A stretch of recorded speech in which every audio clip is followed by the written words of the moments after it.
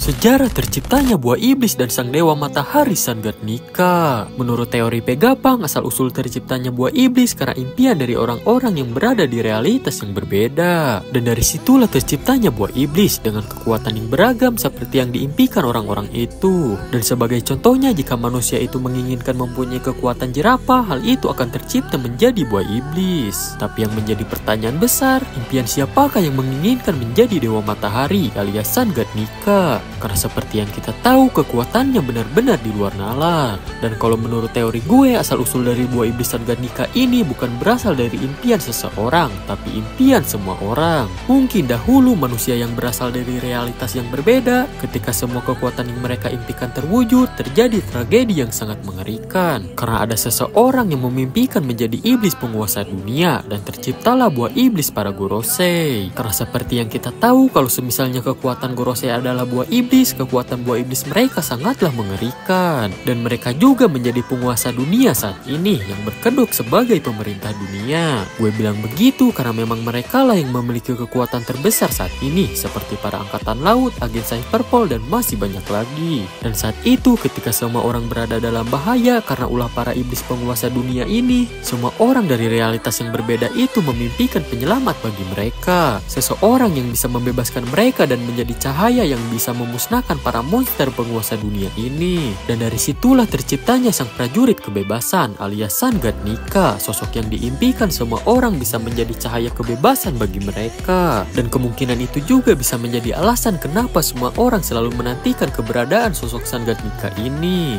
Dan beberapa ras yang sudah diketahui menantikan kemunculan sosok Nika ini adalah ras Bukaner dan ras raksasa. Dan untuk alasan kenapa Nika dijuluki prajurit kebebasan, karena seperti yang gue bilang tadi, Nika adalah impian dan harapan bagi mereka yang menginginkan kebebasan dari kekuasaan para monster penguasa dunia. Mungkin dari situlah terwujudnya julukan prajurit kebebasan Nika, karena Nika lah yang membebaskan mereka dan menjadi sosok prajurit kebebasan bagi mereka juga. Tapi itu hanyalah gabungan dari teori gue dan juga Vegapunk, karena Vegapunk saja masih berteori. Ya bisa jadi cerita kedepannya berbeda dan diubah oleh Oda bagaimana asal-usul buah iblis ini. Tapi menurut gue teori Vegapunk ini sangatlah masuk akal daripada teori buah iblis yang berasal dari pohon. Kalau memang teori ini benar-benar terjadi, pastinya akan sangat seru ke depannya. Dan gue juga mempunyai teori lagi siapakah yang memimpikan para iblis penguasa dunia ini. Dan menurut gue orang itu adalah Insama, orang yang berasal dari realitas yang berbeda dan ingin menguasai dunia One Piece sekarang dengan menggunakan impiannya itu alias para Gorosei. Gue bisa berteori seperti itu karena para Gorosei alias para iblis itu sendiri saja sampai berlutut dan meminta perintah dari Insama. Mereka seperti sosok yang menghormati sang penciptanya. Dan itulah teori gila gue untuk asal-usul terciptanya buah iblis dan Sangatnika.